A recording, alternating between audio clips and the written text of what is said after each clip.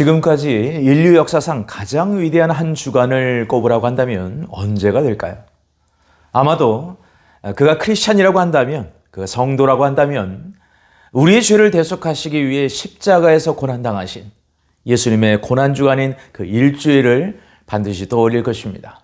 왜냐하면 그가 찔림은 우리의 허물을 인하며 그가 상함은 우리의 죄악을 인함이라. 그가 징계를 받음으로 우리가 평화를 누리고 그가 채찍에 맞음으로 우리가 나음을 입었도다. 우리는 다 양 같아서 그릇 행하여 각기 제 길로 갔거늘 여호와께서는 우리의 죄악을 그에게 담당시키셨도다라고 이사야서 53장에 예수님의 그 고난은 우리의 생명을 위해 희생하신 예수님의 사랑임을 밝히고 계시기 때문입니다. 그래서 사도 요한은 이렇게 덧붙여 말씀합니다. 하나님의 사랑이 우리에게 이렇게 나타난 바 되었으니 하나님이 자기의 독생자를 세상에 보내심은 저로 말미암아 우리를 살리려 하심이니라. 사랑은 여기 있으니 우리가 하나님을 사랑한 것이 아니요 오직 하나님이 우리를 사랑하사 우리 죄를 위하여 화목제로 그 아들을 보내셨음이라. 아멘. 여러분에게 이 고난주간이 이런 하나님의 극진한 사랑을 더욱 깊이 깨닫고 감사하는 은혜의 시간이 되시길 주 예수 그리스도의 이름으로 축복합니다. 하지만 이 고난주간과 함께 반드시 함께 묵상해야 할 중요한 한 날이 있습니다. 그것은 바로 이 고난주간이 시작되기 전 종료주일에 일어났던 한 사건 속에 담긴 소중한 메시지 때문인데요. 우리는 그날에 일어났던 독특한 사건을 잊을 수가 없습니다. 바로 어린 나귀 새끼를 타시고 예루살렘 성에 입성하신 예수님의 모습, 그리고 그러한 예수님을 바라보며 많은 군중들이 호산나 다윗의 자손이여 찬송하리로다 주의 이름으로 오시는 이여 라고 외치며 종려나무 가지를 흔드는 사건입니다. 오늘 설교의 제목이 왜 주님은 어린 나귀 새끼를 타셨는가 인데요.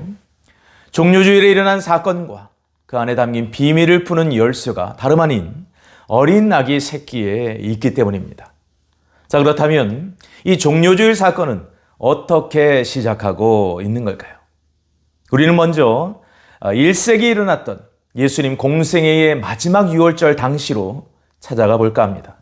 우리 다 함께 마태복음 21장 1절로 3절의 말씀 함께 같이 읽겠습니다. 시작. 그들이 예루살렘에 가까이 가서 감람산 벳박에 이르렀을 때에 예수께서 두 제자를 보내시며 이르시되 너희는 맞은편 마을로 가라.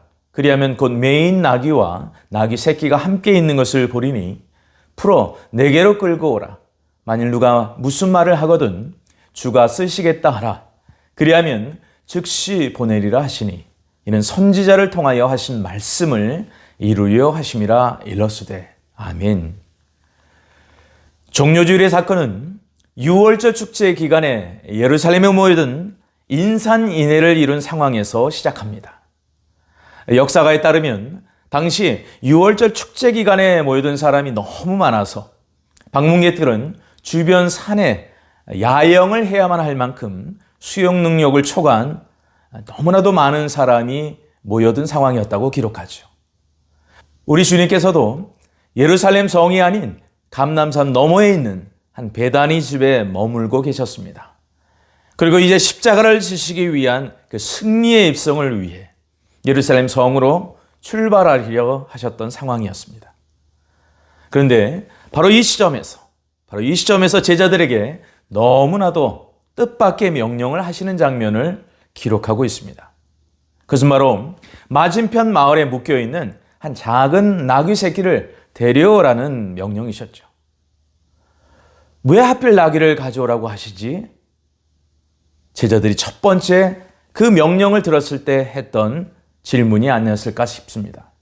하지만 주님은 이 상황이 그냥 우연이 아니라 이미 선지자를 통하여 예언하신 성취의 중요한 순간이라는 것을 이렇게 말씀하시죠. 이는 선지자들을 통하여 하신 말씀을 이루고자 하기 위함이라. 바로 그 선지자의 말씀인 스가랴서 9장 9절의 예언은 바로 예수님의 공생의 마지막 유월절 그리고 그 종료주의를 위해 예언하셨던 말씀인 것을 우리는 오늘 확인할 수 있습니다. 우리 다 함께 스가랴 9장 9절의 말씀 함께 같이 읽겠습니다. 시작. 시온에 따라 크게 기뻐할지어다. 예루살렘에 따라 즐거이 부를지어다. 보라, 내 왕이 내게 임하시나니 그는 공의로우시며 구원을 베푸시며 겸손하여서 나귀를 타시나니 나귀의 작은 것 곧 나귀의 새끼니라. 아멘. 사랑하는 성도 여러분, 방금 읽은 이 본문과 오늘 종료주일의 승리의 입성의 비밀을 푸는 가장 중요한 열쇠는 어디에 있을까요? 그것은 바로 스가랴 9장 9절에서 계속해서 반복되는 바로 한 단어, 나귀, 특별히 어린 나귀 새끼가 종료주일의 비밀을 푸는 열쇠가 됩니다. 이것이 주님이 꺼내드신 가장 중요한 종료주일의 메시지였던 것이죠. 사실 이날 나귀를 타신 예수님을 향하여 군중들이 외친 외침, 즉 호산나 다윗의 자손이여 찬송하리로다 주의 이름으로 오시는 이여라는 것은 이스라엘 백성들의 애환이 묻어있는 외침이었습니다. 왜냐하면 그들은요 이 날을 위해 1000년을 기다려왔기 때문입니다. 자, 이것이 무슨 말인가? 1000년 전에 그들은 평화와 번영, 하나님의 마음이 아파한 왕이 있던 시대를 살고 있었습니다. 하지만 그때 이후로는 결코 그러한 시대가 도래하지 않아 왔었죠.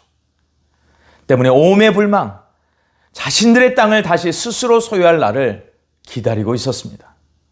자, 이러한 희망들이 모두 다윗이란 한 단어로 표현된 것은 어찌 보면 매우 자연스러운 고백이 아닐 수 없습니다. 하지만 문제는 거기에 있었습니다. 예수님을 보면서 호산나를 부른 그들의 진짜 외침은 사실은 민족주의적인 시위였기 때문이죠.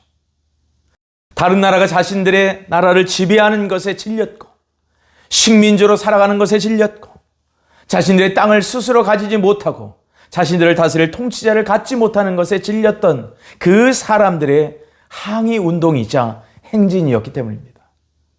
그런데 놀라운 선생님이자 어떤 계급이나 배경이든 누구와도 친구가 될 수 있는 사람, 치유와 기적을 베푸는 사람, 백성들을 사랑하는 사람, 아이들을 너무나도 좋아하시는 분, 공정하고 지혜롭고 자비롭고 위선적인 종교 지도자를 그 자리에서 끌어내릴 수 있는 분, 심지어 죽은 자를 일으키시는 분, 바로 그들이 찾는 왕은 이와 같은 사람이었고 우리 예수님이 언덕 꼭대기를 타고 나타나셨을 때 모든 사람들이 기다리고 있었던 이유였던 겁니다. 그들은 예수님이 왕이 될 것이라고 생각했고 제한을 수락한 것처럼 보였기 때문에 그래서 그들은 매우 흥분한 상태였습니다. 또한 이런 군중들의 마음은요, 정치적인 쿠데타를 생각하는 단계까지 나아간 것임을 두 가지 단어를 통해서 확인할 수 있는데 우리 다 함께 마태복음 21장 9절과 시편 118편 10절로 12절의 말씀 함께 같이 읽겠습니다. 시작. 앞에서 가고 뒤에서 따르는 무리가 소리 높여 이르되 호산나 다윗의 자손이여 찬송하리로다 주의 이름으로 오시는 이여 가장 높은 곳에서 호산나 하더라. 아멘. 시편 118편 10절 말씀. 문 나라가 나를 애워쌌으니 내가 여호와의 이름으로 그들을 끊으리로다. 그들이 나를 애워쌌으니 내가 여호와의 이름으로 그들을 끊으리로다. 그들이 벌들처럼 나를 애워쌌으나 가시덤불의 불같이 타 없어졌나니 내가 여호와의 이름으로 그들을 끊으리로다 말씀합니다. 그렇습니다. 군중들이 지금 인용한 주의 이름으로 오시는 이여라는 것은 사실 6월절 시편인 시편 118편에서 인용한 말씀입니다. 자세히 보면 적의 머리 베는 내용도 담겨 있는 것을 볼 수 있는데요. 그들은 지금 부단히 정치적이자 국수주의적인 의향을 담고 말하고 있는 것입니다. 또한 종려나무 잎을 따서 길에 깔고 흔들어 보여준 이 장면 역시 그냥 보면 멋있다고 생각할 수 있으며 또 옷을 벗어 땅에 깔았다는 행위도 멋있다고 생각할 수 있지만 그러나 이 행동의 사실적 의미는요, 그들의 역사에 기인하고 있습니다. 첫째, 아합과 이세벨을 왕좌에서 내몰기 위해 예후라는 사람을 위해 백성들은 바로 이 똑같은 행위를 이전에 한 적이 있었습니다. 그때 예후의 마차 바퀴는 백성들이 깐 그들의 옷을 무참히 짓밟고 지나갔죠. 때문에 이 장면 역시 군사적인 행동의 모티브와 같습니다. 종려나무 잎은 어떨까요? 말라기와 마태복음 사이에 400년 동안 왕좌를 차지한 일이 있었습니다. 여러분 잘 아시는 마카비 가문은요, 그리스인과 싸우면서 형제 중 한 명을 다시 왕좌에 올리는 사건이 있었습니다. 그가 예루살렘에 도착하면서 사람들은 그들을 해방시켜줄 이 선봉대장을 환영하기 위해 기꺼이 아자수 잎을 흔들었습니다. 사랑하는 여러분, 호산나란 단어의 의미가 무엇일까요? 지금 우리를 구원하소서, 지금 우리를 구원하소서라는 뜻입니다. 그러니까 종려주일에 사람들이 호산나를 외치고 옷을 땅에 깔았던 그 이유는요, 이스라엘을 해방시켜줄 군사 지도자를 기다리고 있었기 때문이었다는 거예요. 제자들도 어쩌면 이것이 중요한 일이라 생각했기 때문에 그들의 내면 속에는 자신들도 그와 가까이 있어서 자부심을 느꼈을 거라고 능히 짐작할 수 있습니다. 근데 바로 이 종려주일의 가장 안타까운 부분이 여기 있었던 겁니다. 예수님께서 일부러 선택하셔서 타신 그 어린 나귀 새끼, 그것에 대해서 군중들은 결코 주목하지 않았다는 데 있습니다. 모든 사람들의 시선은 정치적인 해방자로서의 예수님께 집중되어 있었지만 예수님이 타신 나귀에 대한 주목은 전혀 없었기 때문이죠. 그것이 바로 예루살렘 성의 승리의 입성을 이해하는 진정한 열쇠가 되었음에도 말이죠. 그러나 만약 예수님이 군사 지도자로 오셨다면 그분은 예후처럼 수레를 타셨을 것이고 마카비오스처럼 병거에 타고 오셨겠지만 예수님은 결코 그것을 타신 것이 아니라 어린 나귀 새끼를 타고 오시지 않았습니까? 여러분, 나귀는 전쟁에서 결국 사용하지 않는 동물이라고 합니다. 이것은 예수님께서 일부러 나귀를 선택하셔서 메시지하시고자 했던 분명한 의도가 있음을 볼 수 있죠. 여기에 굉장히 중요한 레슨이 있습니다. 그것은 바로 우리가 성경을 알 때 제대로 알아야 한다는 것입니다. 종종 사람들에게 잘못된 생각을 갖는 이유는 성경을 모르기 때문이라는 것을 우리에게 교훈하고 있습니다. 스가랴 9장 9절에는 분명 왕이 겸손하고 온순한 태도로 예루살렘에 올 것이며 싸움을 하지 않고 평화의 왕으로서 나귀를 타고 올 것이라고 분명히 예언했습니다. 오늘 예수님이 나귀 타시고 입성한 예루살렘이라는 말은 평화의 도시를 의미하며 샬롬이라는 전미사는 오늘날 이스라엘에서 사용하는 평화라는 인사말과 같은 뜻입니다. 이것은 하나님의 의도대로 언제나 전 세계 평화가 흐르는 곳이 될 것임을 말하는 것이며 예수님은 이 도시에서, 바로 이 도시에서 전 세계 평화를 가져오기 위해 오셨고 실제로 그는 십자가의 피로써 평화를 이루셨다는 것입니다. 하지만 무리들은 나귀를 보지 못했고 그들이 생각하는 기준에 예수님만 보았기 때문에 이 상황을 오해했던 겁니다. 자, 이러한 무리들의 잘못된 기대는 동문이라 불리우는 황금문으로 가는 길목에서 점차 깨어졌을 거예요. 왜냐하면 감람산을 지나 기드론 시내를 건너 화려한 황금문으로 가는 길을 따라 내려간 후 무리들은 주님이 예루살렘 성이 아니라 예루살렘 로마 요새가 있는 성전 지역 모퉁이 방향으로 돌아갈 것을 예상했습니다. 하지만 충격적이게도 예수님은 로마 병사나 로마 요새는 전혀 관심조차 주지 않으셨고 어디를 향해서 나아가셨나요? 바로 백성들이 경외심을 일으키는 성전으로 향하셨기 때문입니다. 예수님의 관심은 로마이 아니었습니다. 예루살렘 성전 내에서 벌어지고 있는 그 더럽고 그 부패한 종교인들의 그 영적 민낯을 밝히고 꾸짖고자 하셨다는 거예요. 바로 이 사건이야말로 그들의 예상을 깨고 기쁜 충격 속에 빠뜨린 주님의 의도셨던 것입니다. 그들은 예수님이 로마인들을 대적하는 것으로 생각하고 있었는데 주님은 성전과 싸우셨던 거예요. 성전에서 남들이 볼 수 없었던 그 숨긴 진정한 이스라엘의 영적 타락을 드러내고자 하셨던 것입니다. 우리 다 함께 마태복음 21장 13절의 말씀 같이 읽습니다. 시작. 그들에게 이르시되 기록된 바 내 집은 기도하는 집이라 일컬음을 받으리라 하였거늘 너희는 강도의 소굴을 만드는도다 하시니라. 아멘. 이스라엘 무리들은 나귀가 아니라 정치적 예수를 바라보았습니다.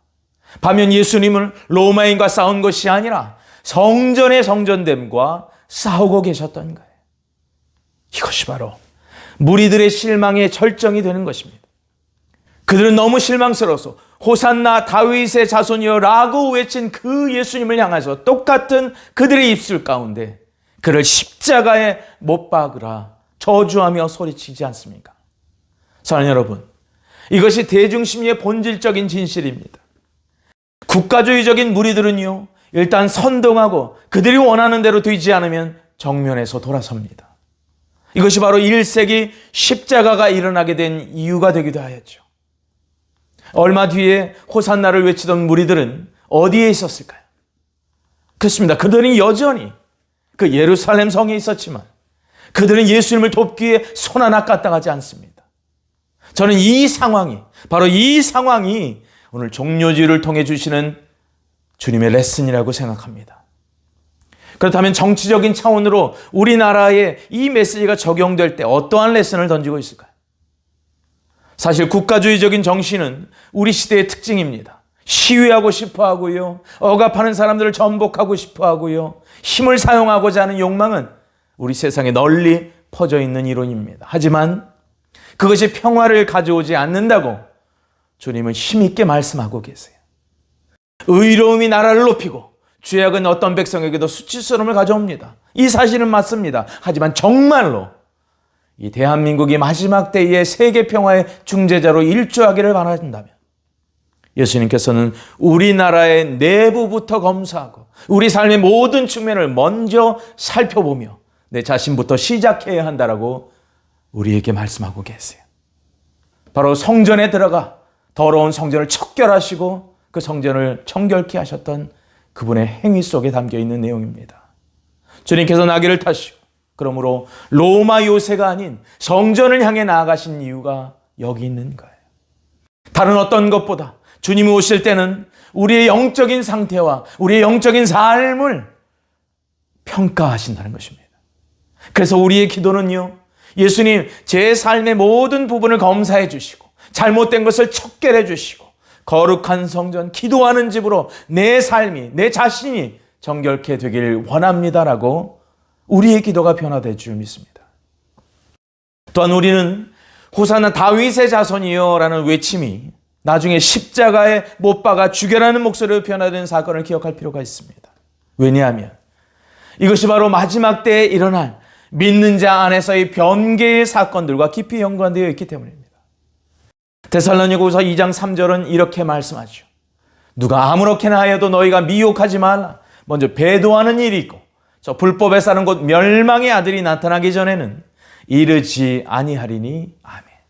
믿는다고 하지만 진정한 그리스도의 어떠함을 모를 때 우리는 성경의 예언처럼 적그리스도를, 가짜 그리스도를 우리의 구세주로 생각해서 미혹에 넘어갈 가능성이 많습니다. 주님의 온전하신 뜻을 따르지 못할 가능성이 너무나도 많습니다.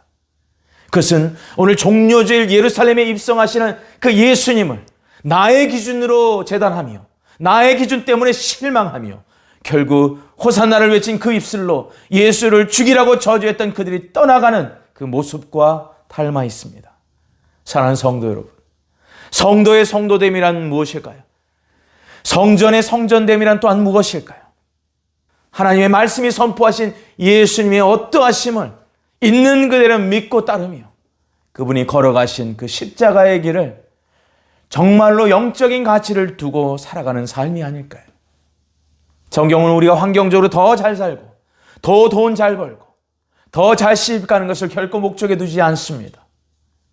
그것을 핵심 가치로 둔 사람들은 호산나란 찬양을 공개적으로 부를지는 몰라도 적들의 혹독한 시련과 핍박이 다가올 때 주님을 떠날 가능성이 너무나도 농후합니다. 자, 그렇다면 어떻게 하면 이러한 모든 부분들, 이 모든 시험들을 이겨낼 수 있을까요? 저는 그 영적 해답을 주님께서 나귀와 물이라는 단어에 심으셨다고 봅니다. 첫째, 나귀는 예수님이 직접 선택하셔서 자신의 뜻을 계시하신 방법이었습니다. 즉, 나귀 새끼는 하나님의 방법을 말합니다. 하나님께서 나귀 새끼를 택하신 것은 약한 것을 들어 하나님의 뜻을 이루시는 하나님의 주권이 그분에게 있음을 나타내셨고요.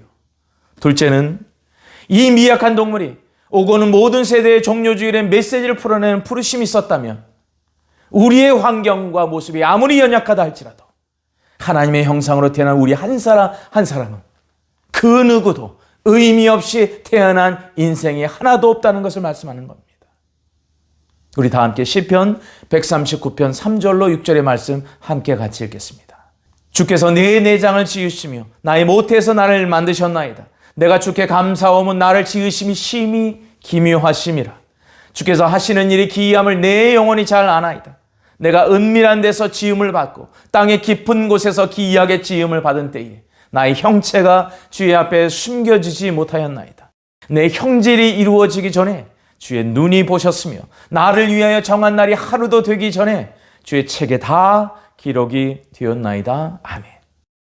하나님은 우리를 독특하고 독립적인 존재로 만드셨으며 하나님의 아들과 딸로서의 정체성을 주신 하나님의 마스터피스, 작품인 것을 믿으시기 바랍니다. 종료주일의 사명을 주신 나귀보다 우리는 더욱 귀한 존재들인 것을 믿으시기 바랍니다. 또 하나 주목할 것은 나귀가 성경 전체에서 크게 두 가지 의미로 사용되고 있다는 점입니다. 첫째, 나귀는 고집세고 어리석음을 나타내는 동물로서 표현된다는 것이죠. 창세기 22장 4절로 5절에 보면 제3인의 아브라함이 눈을 들어 그곳을 멀리 바라본지라 이 아브라함이 종들에게 이르되 너희는 나귀와 함께 여기 기다리라. 내가 아이와 함께 저기 가서 예배하고 우리가 너희에게 돌아오리라 하고 아멘. 탈무드에 보면 이 말씀에 대해 해석하기를 이삭은 아브라함과 함께 모리아 산으로 올라가는데 자신과 함께 했던 두 사화는 동행하지 않고서 나귀와 함께 여호와 이레 모리아 산에 오르지 못한 존재들로 표현하고 있습니다. 즉 천상의 모리아 산에 올라가지 않을 정도의 영감이 없는 두 사화는 어리석은 나귀와 함께 그곳에 남아 있어야 했다라고 전하고 있죠. 그래서 현대 히브리어에서는 나귀 같은 사람을 가리켜 고집세고 융통성 없는 사람을 의미한다고 합니다. 하지만 긍정적인 의미가 이사야서 1장 3절에 이렇게 나오고 있습니다. 소는 그 임자를 알고 나귀는 그 주인의 구유를 알건만은 이스라엘은 알지 못하고 나의 백성은 깨닫지 못하는도다 하셨도다. 아멘. 이 말씀은 마치 오늘 마태복음 21장에 등장하는 예수님을 등에 업은 현명한 나귀와 진정한 겸손의 왕인 메시아를 알아보지 못하는 마음이 둔한, 마음의 눈이 떠지지 않는 그러한 군중들의 모습을 대조적으로 비교하고 있습니다. 누가복음에 보면 예수님의 탄생에 대한 기사를 쓰면서 구유라는 단어를 3번이나 반복하는 것을 볼 수 있는데요. 이 구유를 이사야서 1장 3절과 연동하여 볼 때 나귀 구유에서 탄생하신 예수님은 그분의 마지막 공생의 6월절에도 나귀를 타고 예루살렘 성에 입성하시는 모습으로 바라볼 수 있습니다. 또한 나귀 입장에서 생각해 보면 처음에는 고집센 나귀가 예수님을 알고 나중엔 예수님을 등에 업고 걸어갈 때 그 여정은 어렵다 할지라도 순종과 겸손의 나귀로 변화되는 그 모습을 보여주는 것처럼 우리 역시도 예수님께 순종과 겸손의 거룩한 마음으로 예수님이 지신 십자가의 멍에처럼 나의 십자가를 지고 걸어갈 때 주님께서 받은 그 영광에 동참하는 이기는 자로 일어서게 될 것을 믿습니다. 종료주를 맞이한 오늘의 말씀을 마무리하며 마지막으로 깨닫는 은혜는 우리는 여전히 그러나 호산나의 찬양을 불러야 한다는 것입니다. 하지만 오늘 호산나를 그저 외친 그 무리의 찬양과 차이가 있다고 한다면 그것은 바로 그들은 정치적 예수만을 바라본 바에 비해 우리는 장차 순종과 겸손의 왕으로 십자가를 지실 나귀를 타시고 예루살렘 성에 입성하신 우리를 위해 대속하신 어린 양이자 진정한 승리의 왕으로 우리를 붙드실 참된 예수님의 모습을 찬양하는 호산나의 찬양자이기 때문인 것입니다. 여러분에게 비록 지금은 어린 나귀지만 오고는 모든 세대에 기억될 예수님을 끝까지 업고 가는 성숙한 나귀로 변화되는 이기는 자로 서시기를 주 예수 그리스도의 이름으로 축원합니다. 바로 그때 호산나의 영광을 받았던 예수님의 영광을 덧입어 주의 영광에 동참하는 겸손한 그리스도의 신부로 서게 될 것입니다. 기도하겠습니다. 존귀하신 하나님 아버지, 종료주일 가운데 우리를 향하신 낙이 타신 겸손의 왕의 믿음의 발걸음을 이 마지막 때를 사는 우리의 발걸음 되게 하여 주시고, 무리가 아닌 제자의 시선으로 하나님의 마음의 뜻과 생각을 분별하게 하여 주옵소서. 성도를 성도되게, 성전을 성전되게, 교회를 교회되게 하시고, 고난주간을 시작하기 전 우리에게 남겨주신 참된 승리왕의 뜻을 받드는 예수님을 등에 업은 겸손한 나귀의 영광의 삶을 살게 하여 주옵소서. 예수님의 존귀하신 이름 받들어 간절히 기도 올리옵나이다. 아멘.